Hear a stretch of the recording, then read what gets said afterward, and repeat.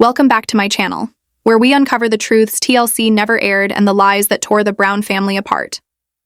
The camera zooms in on Robyn's trembling hands as the courtroom clerk's voice echoes through the tense air. Defendant Robyn Brown is hereby removed from the Flagstaff property. Effective immediately. Gasps ripple through the room. Silence follows, heavy, suffocating, until the chaos begins. Robyn's face goes pale. The papers in her hands flutter like broken wings. But Kody? He doesn't flinch. He just stares, his eyes cold, distant, like she's a stranger. After nearly 2 decades of loyalty, secrecy, and spiritual marriage, Kody didn't just walk away. He erased her. And now the courtroom wants answers. What did Robyn know? What did she cover up? And why did Kody wait until now to destroy the woman he once called his soulmate? 3 weeks earlier. 3 weeks before this courtroom bombshell, Robyn was still living in that quiet Flagstaff house, wrapped in her soft gray robe, the one Kody used to say made her look peaceful. She believed that. Maybe she needed to believe that. Because when Kody stopped touching her shoulder in the kitchen, when he started spending nights in the den until 3 a.m. pretending to read legal files, she told herself it was stress, TLC stress, Christine stress, anything but the truth. But the truth doesn't knock softly. It crashes in. Her phone rang that morning, Christine's voice calm but sharp. "Robyn," she said, "you might want to check your mailbox. You've been named in a court case. And I've just been subpoenaed." Then the line went dead. Barefoot, Robyn stepped into the melting snow and opened the mailbox. Inside, a thick envelope, no return address. 3 documents. A court summons for property and financial mismanagement. A subpoena listing her as a co-financial partner. And one final, devastating page, Kody's signature. This action removes Robyn Brown from any claim to shared real estate assets under Flagstaff deed filings 4A to 4E. She sank onto the porch steps.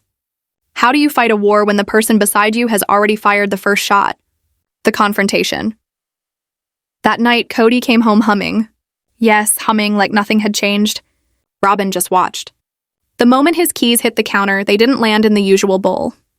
They clinked against a yellow envelope she'd placed there hours ago. He froze. "You opened it," he said. "Not a question." "You filed against me," she whispered. "I filed to protect what's mine," he replied coldly. "I knew you'd take their side eventually." Their side. That phrase burned. After everything, she was just one of them. The second envelope. Days later, Robyn found another document hidden deep inside Kody's desk. This one had a lawyer's seal. Inside, a quiet asset transfer. Kody had moved half the Flagstaff home's value into a personal trust, one that didn't list Robyn anywhere. The only names were his and a mysterious secondary agent labeled TAB. She didn't recognize the initials, but her gut twisted. Kody never did anything without reason. If it was hidden, it was dangerous. Calls to the lawyer went unanswered.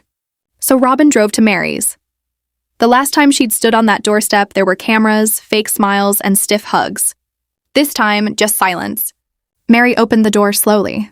"What do you want?" "You're listed in the discovery motion," Robyn said. "So am I," Mary replied flatly, "and I filed a witness statement." Robyn's throat tightened. "You what?" "I gave them the emails," Mary said.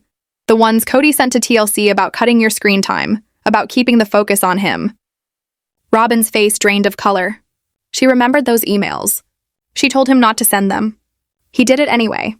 Now the paper trail made her look like an accomplice. "You weren't protecting him, Robyn," Mary said sharply. "You were helping him. Don't pretend you didn't know." The cafe meeting. The next day, Christine called. They met in a small cafe. No lights, no makeup, no TLC crew. Christine slid a photograph across the table. It was a wire transfer. $32,000 from Robyn's old joint account to a company called Safe Haven Realty. "That's not me," Robyn stammered. "It's your name," Christine said. "And that account you claimed was closed?" Kody rerouted it. "We have proof." Robyn's heart sank. "Where did you get this?" "Janelle's lawyer," Christine said. "He subpoenaed Kody's financials. And trust me, this is just the beginning." The discovery. That night, Robyn tore through Kody's files, emails, tax records, drafts, hidden in a folder titled Montana Retreat 2021. She found it, statements with her name as co-signer on properties she'd never even seen. deposits that never reached child support accounts, and one unsent draft from Kody's email. If she turns on me, I'll make it clear she knew. She signed. The court will believe me. That was his plan. Not to protect her, but to use her. Robyn finally saw the truth. She was never the favorite wife. She was the final shield. And now that shield was cracked beyond repair. The final night. She stood in the living room watching him sleep. For a long moment, she said nothing. Then quietly she asked, "Did you ever love me?" Kody opened one eye. "You were the last piece of the puzzle," he said, "until you started asking questions." Robyn turned away, grabbed her purse, and walked out, for the last time. The courtroom. 3 days later, 72 hours before everything changed, Robyn arrived at court. No makeup. No smile, no mask. Just a woman walking into battle without armor. Kody was already there, calm, cold, untouched. The judge's voice cut through the tension. Case number 23-90112, Brown versus Brown. Financial clarity and custodial reassessment. Robyn clenched her jaw. The bailiff began distributing files. Exhibit A, property transfers. Moved from joint to private trust. Exhibit B, flagged wire transfer under Robyn Brown's name. And as the courtroom fell silent, Kody leaned back, the same cold smirk spreading across his face, as if this was exactly how he planned it all along. The courtroom fell into absolute stillness as the clerk projected the record on the screen. $32,000, transferred from a dormant joint account to an LLC named Safe Haven Realty. Robyn's stomach dropped. It was the same name Christine had shown her weeks earlier in that grainy cafe photo, the one Robyn refused to believe was real. The judge adjusted his glasses, eyes narrowing. "Mrs. Brown, were you aware of this transaction?" Robyn stared at the paper as if the ink itself might disappear if she just blinked hard enough. "I was not," she whispered, voice trembling but steady enough to hold her dignity. Across the aisle, Kody didn't flinch. Not even a twitch. The prosecutor rose, voice firm, deliberate. "Your Honor, we contend this wire transfer was not a clerical error. It was orchestrated by Mr. Brown, using Mrs. Brown's name, to conceal marital assets during ongoing child support and consolidation disputes. The LLC in question traces back to a holding group in Utah under the initials TAB. For the first time that day, Kody's mask cracked. A subtle, involuntary flinch, gone in a heartbeat, but Robyn saw it. Christine saw it, and from the back of the gallery, Janelle saw it too, sitting there like a loaded gun with her hand on the trigger, waiting for her moment. The judge leaned forward. "Mr. Brown, can you confirm the identity behind these initials?" "TAB?" Kody's attorney shot up like lightning. "Objection, Your Honor. The LLC structure is private, protected under holding laws." "Overruled," the judge barked. "We are dealing with potential concealment of marital assets. Transparency is required in this courtroom." Kody exhaled, sharp, annoyed, like a teenager caught sneaking out past curfew. "It's a trust name," he muttered. "It's not relevant." But Robyn's hands started to tremble. Somewhere deep in her memory, something clicked. A scrap of paper. A folded sticky note from years ago, tucked under a family budget sheet. A word scribbled in Kody's handwriting, tab, followed by a phone number. She'd asked him about it back then. He'd laughed, that same hollow laugh he used when lying, and said, "Just an old fallback, Robyn. Don't worry about it." Fallback. That word hit her like a cold blade. The prosecutor continued, flipping to the next page.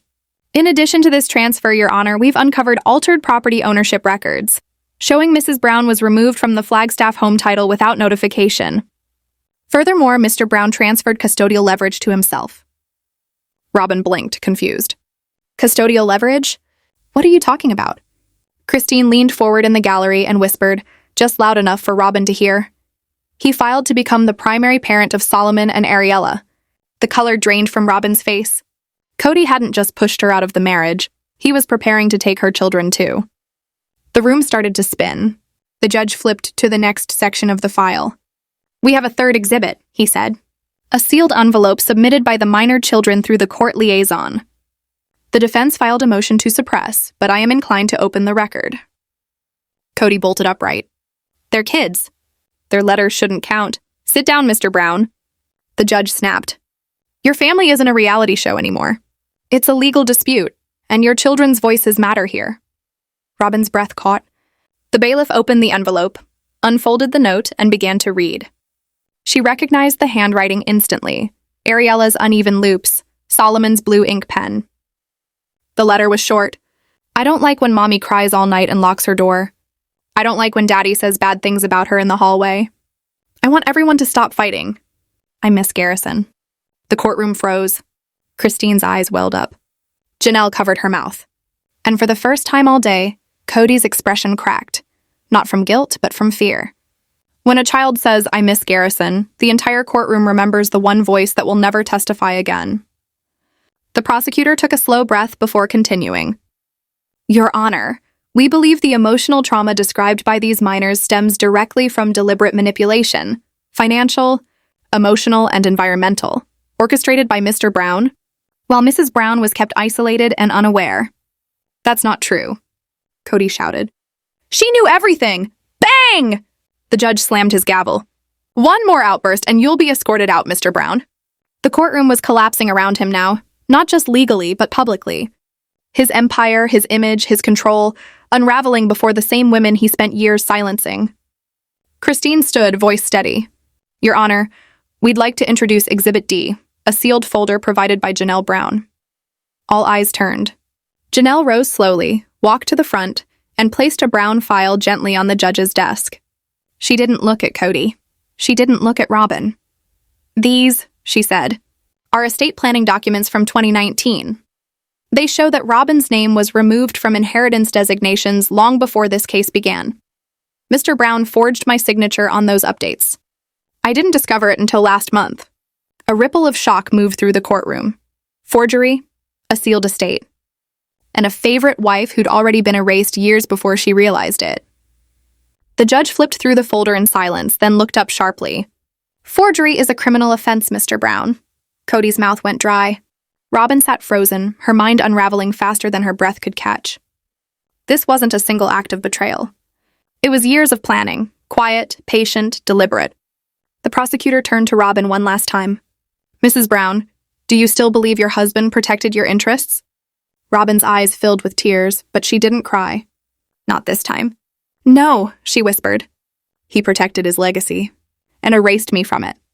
The entire courtroom fell silent until a voice broke through the stillness from the gallery. Mary stood.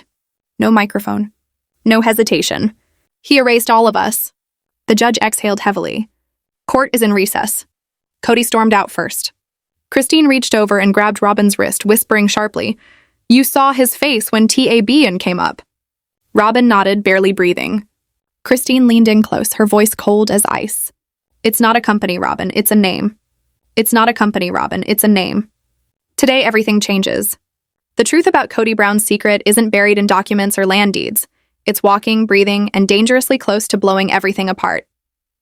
It's a person, Janelle says quietly. Track the money, that's where the fire's coming next. For weeks, whispers circled the courthouse. Sealed files, missing signatures, offshore transfers. But no one expected the real secret to have a heartbeat. Outside, cameras begin to gather. The air hums with electricity. TLC remains silent, and for once, even their PR team doesn't know what's about to hit them. Janelle steps closer to Robyn and slides a folded slip of paper into her trembling hand. One name, one address. Teresa Ann Brown. Robyn stares. Her lips part, her mind spinning. TAB, she murmurs. Christine leans in. Who is she? His cousin? His ex? Some accountant? But Robyn doesn't answer. She can't, because she already knows. Teresa Ann Brown, the woman who managed Kody's speaking events before Sister Wives ever aired. The woman who went silent after season 1. The woman who used to call the old landline every few months, and Kody would always take those calls behind a locked door. He said it was just business. But business doesn't get co-signing power on real estate. Business doesn't show up in hidden trusts. Robyn exhales, voice trembling. We need to find her. Christine nods, her expression turning steel cold. Behind them, Kody stands frozen beside his black SUV, face pale, jaw locked. He isn't moving, because he knows the truth is no longer contained. His last secret just got a name. But what Robyn doesn't know is that Teresa Ann Brown is already on her way to the courthouse, and what she's carrying will dismantle the empire Kody spent decades building. That night, Snow falls like ash. The storm that ends everything doesn't begin in the courtroom. It begins in silence, outside a house that once echoed with laughter and small footsteps. The porch light flickers in the wind. The door creaks open. Garrison Brown steps inside the storm, jaw tight, eyes heavy. He's not here to fight. He's here to face a man who stopped being his father long before this night. Behind the curtain, Robyn watches, heart pounding. She remembers this night like a scar that never healed. Not because of Garrison, but because of Kody's rage. The kind of rage that could turn a conversation into a battlefield. A firm knock. Not angry, just determined. "Kody!" Robyn calls down the hall, her voice breaking. He's here. At the dining table, Kody doesn't even look up. Papers are spread before him. The early draft of a financial restructure plan that would later become his weapon. He flips another page. His jaw tightens. "Tell him it's not a good time." Robyn hesitates. "It's your son." The word son lands heavy, like it no longer means family, just obligation. Kody finally rises. Slowly. Controlled. He walks to the door and opens it just enough to be seen, not enough to invite warmth in. Cold air floods the doorway. "Dad," Garrison says softly, "we need to talk." Kody's eyes harden. "You chose sides." "I chose honesty," Garrison replies. The silence between them is so sharp it feels like it could cut glass. "You're not coming in," Kody says. "Not if you're here to attack me." "I'm not here to attack you," Garrison says. "I'm here because you shut us out. Because you picked favorites. Because you stopped being our dad and started being a show." Robyn steps forward, tears in her eyes. "Kody, let him inside, please."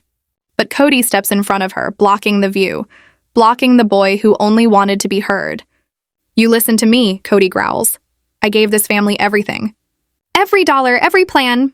Garrison cuts him off, voice quiet but brutal. "You gave Robyn everything. Not us." The air freezes. Then, slam. Kody shuts the door with a violence that shakes the house. Not in anger, but in finality. A line drawn. A son erased. Robyn jumps at the sound. The echo will follow her for years. The sound of a father slamming love out of his life. Sometimes the cruelest betrayals are the ones we justify as necessary. Back in the courtroom, present day. The prosecution presents their next exhibit. A scanned letter, handwritten, shaky, signed simply, Garrison. The air thickens. Christine presses a trembling hand to her mouth. Robyn grips her chair until her knuckles turn white. Even the cameras outside seem to sense it, and something irreversible is about to happen. The prosecutor reads aloud, "I don't want to hate you. You're my dad. But you built walls and called them boundaries. You let one part of the family become the only family. We weren't divided by distance. You divided us with excuses." A tear slips down Christine's cheek. Janelle lowers her head.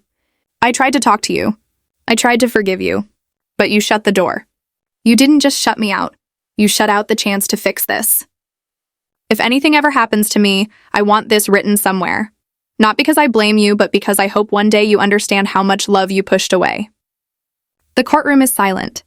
You could hear hearts breaking. The prosecutor folds the letter with care and places it on the judge's bench, as if it's holy. Kody stares at the paper, face unreadable. Then, with a trembling voice, he says, "He didn't understand the pressure I was under. I was trying to protect our family." Janelle snaps. "You tried to protect your ego." The gavel slams. "Order." But emotion doesn't obey. Robyn's chest rises and falls, shallow, desperate. Garrison's words hang in the air like smoke that refuses to clear. Then the prosecutor turns. "Mrs. Brown, please take the stand." For the first time, Robyn looks terrified. Not of the law, not of the cameras, but of the truth. She walks slowly to the stand. Her voice trembles as she swears in. "Mrs. Brown," the prosecutor begins gently, "do you remember the night Garrison came to your house?" Robyn exhales shakily. "Yes. Did you want him to come inside?" Her eyes glisten. "Yes." "What stopped him?" Her gaze slides toward Kody. He doesn't look back. Kody wouldn't open the door. A stunned silence.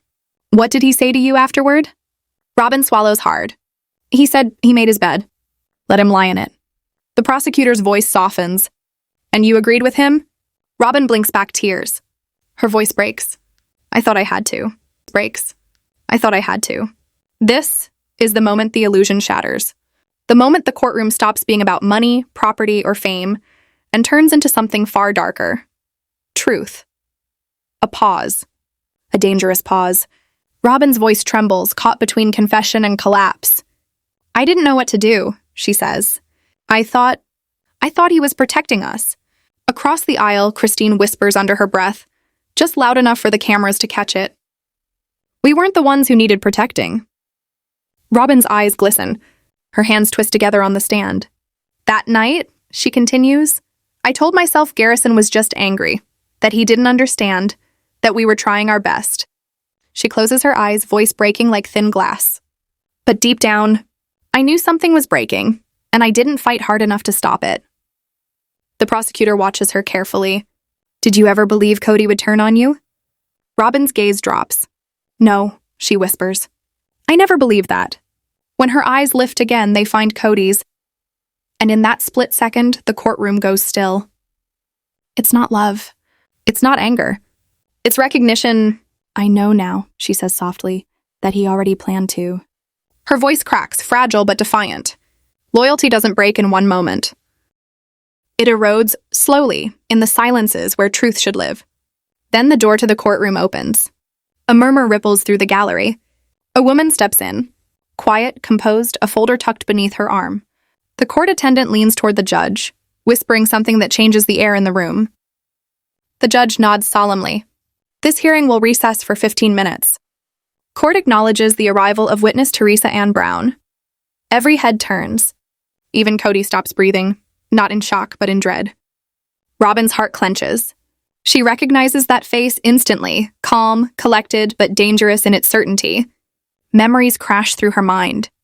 The late-night phone calls, the soft laughter from behind closed doors, the hesitation in Kody's voice when she'd ask who it was. And then, that laugh. That same warm, private laugh he only reserved for someone he trusted enough to betray her with. Teresa takes a seat quietly at the back. She doesn't look at Robyn. She doesn't have to. Her eyes lock on Kody. And for the first time all day, he looks afraid. Outside, chaos erupts. Reporters swarm like vultures. Cameras flash. Microphones push forward. Is Robyn testifying against Kody? Who is Teresa Brown? Was there another family? Another financial partner? Did the kids write letters against their father? Robyn leans against a marble column, trembling. The weight of it all finally settles in her bones.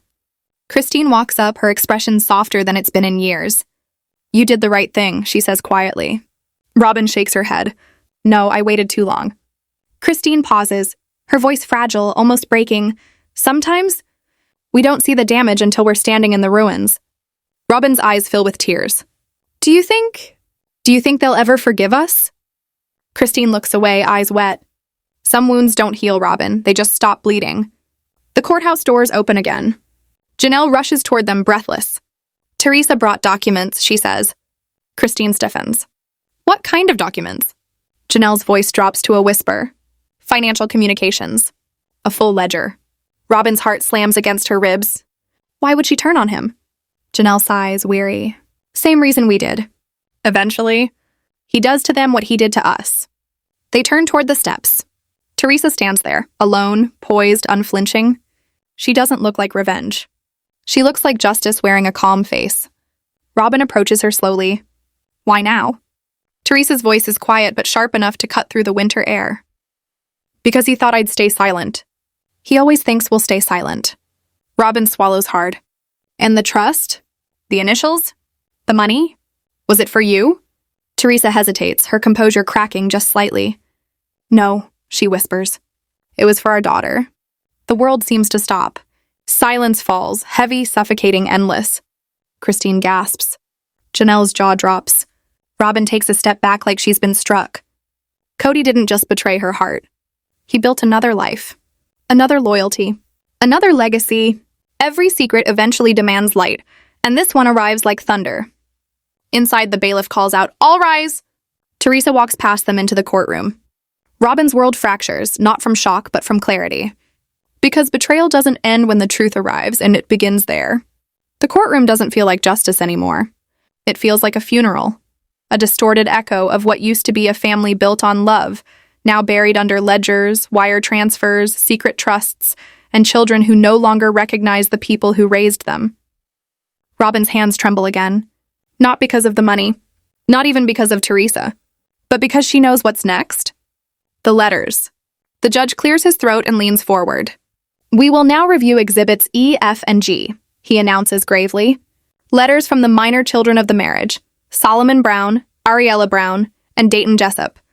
Robyn exhales, slow, broken. Because when those letters are read, there will be no more pretending, no more protection, and no more illusion that what Kody and Robyn built was ever a home. It was a fortress of control, and now, the walls are finally coming down. The walls are finally coming down. The courtroom is frozen. Kody stiffens. Robyn closes her eyes. Christine bows her head. The bailiff opens the sealed folder. Paper slides against paper. Soft, fragile, yet loaded with weight. The first letter is Solomon's. 13. Old enough to understand betrayal. Young enough to still hope. Dear Judge, I don't know what's happening between my parents. I just want it to stop. Dad says Mom cries too much. Mom says Dad doesn't come home anymore. I sleep with my headphones now so I don't hear the fights. I miss Hunter and Garrison. I don't know what we did wrong. I just want to feel like we're one family again. Silence. Robyn bites her lips until they bleed. Kody blinks, red-eyed, but tears refuse to come. When children apologize for the chaos adults create, the courtroom already knows where the blame lies. Christine wipes her face. Janelle stares at Kody like he's a stranger. The second letter, Ariella's, 9 years old.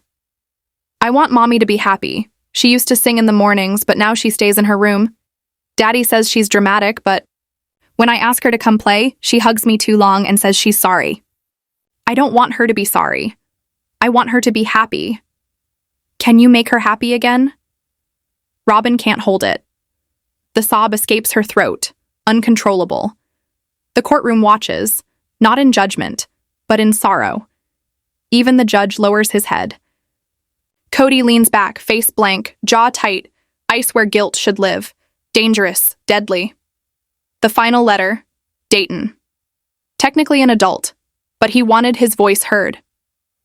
My name is Dayton. I was adopted into this family as a teenager. Kody Brown called himself my father, but never earned that title. He used my trauma as a shield, my loyalty as leverage. I watched him make Robyn choose him over all of us and destroy her in the process. I still love my mother, but she allowed herself to become a weapon. When she realized she wasn't the only one, it was too late. Please, Judge, give the children peace and hold Kody accountable. The courtroom doesn't move. Breath is caught in everyone's chest. Then the judge speaks. Let the letters be entered into the official record. Kody finally moves, angry, shaking. This is character assassination, he shouts. These are emotional letters. You're letting kids decide custody. The judge glares. Sit down, Mr. Brown. Kody doesn't. He points at Robyn. You knew. You let them turn against me. I didn't, Robyn says, trembling. You did that yourself. Christine mutters softly. Here we go. You think this is justice? You think dragging my family through court is fair? Kody's voice rises. Do you know what it's like to carry the burden of 5 wives, 18 kids, cameras, production deadlines? You chose all of it, Janelle interrupts. You all walked away, Kody snaps. Christine leans forward, calm but firm. Sometimes the only thing louder than courtroom silence is the truth that finally gets said out loud. The judge bangs the gavel. Enough. The tension doesn't fade. Teresa walks toward the witness stand, folder in hand. Robyn's stomach drops. Kody stiffens. Christine leans over, whispering to Janelle. This is the kill shot. Teresa swears in, calm, firm. Your Honor, I managed Mr. Brown's personal appearance bookings from 2010 to 2014, later consulting privately in 2018. In 2019, I was granted beneficiary rights to a trust labeled Safe Haven under my initials, TAB. The judge nods. And were you aware your trust name was being used in ongoing marital financial filings? Teresa glances at Kody. Yes, he said it would remain confidential for future security. Was there a child involved? She pauses, breathes. I have a 10-year-old daughter. Her paternity has never been publicly discussed. But yes, Kody Brown is her biological father. Gasps. Cameras flash. Robyn covers her mouth. Christine whispers, "I knew it."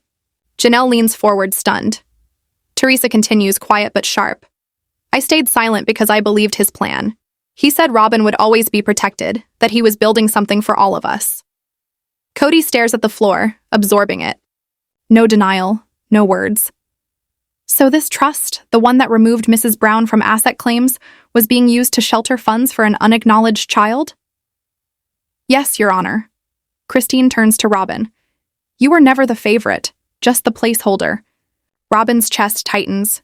Vision blurs. Letters, trust, secret child, the courtroom, all unraveling. 15 years of deception laid bare. The judge calls a recess. People stand. The weight of truth hangs over the room like thick smoke. Christine approaches Robyn. "I know this hurts, but we can't protect him anymore." Robyn nods slowly. "I know. I just thought I had time." "You had years," Janelle says quietly. "We all did." Alone, Robyn pulls out the only thing she has left, a letter she wrote weeks ago addressed to the children. "I didn't see it. I was too scared. But I see you now. I was wrong. I let him convince me that love meant loyalty, even when it hurt you. I will spend the rest of my life trying to make that right." Inside the courtroom, the judge returns. Robyn is called back. Not as a witness, but as a mother, as a woman standing in her own truth. "I stood by Kody because I believed in him. Not just as a husband, but as a man who could hold a family together. I defended him when people walked away. I forgave him when he made decisions behind my back. I tried to believe the children were just confused, but sometimes the tighter you hold, the more damage you do." She unfolds her letter to the children, reading aloud. "I let love blind me. I let loyalty become silence. And in that silence, you were hurt. I see you now, and I'm so sorry." Then she drops the words that shatter Kody's control. "No one expected. I support the court's ruling to remove me from shared Flagstaff property. I no longer wish to contest it. I only ask that my children aren't used as weapons in a war I helped create." The courtroom rewrites itself in real time. Kody lifts his head, stunned. "What are you doing?" he hisses. "You already rewrote it," Robyn says, calm. "I'm just finally telling the truth." Christine exhales. Janelle allows a small smile. The judge finalizes. "This court finds in favor of the motion to remove Mrs. Robyn Brown from joint estate entitlement. Custodial rights for the minor. Children are to be shared pending family counseling evaluation. Mr. Kody Brown, you are ordered to disclose all assets related to the Tab Trust and comply fully with transparency." Kody's jaw clenches. "No," he breathes. "Yes," the judge replies. Outside, cameras flash. Headlines explode. Kody Brown faces sanctions in shocking courtroom battle. Robyn Brown steps down, cites emotional damage to children. Teresa Brown confirms secret child, trust fund exposed. The legacy of sister wives will never be the same. Somewhere in a quiet hotel room, Robyn begins to write a new letter. Not to the court, not to Kody, but to herself. Because healing doesn't start in courtrooms. It starts when you finally tell the truth to the one person you've lied to the longest.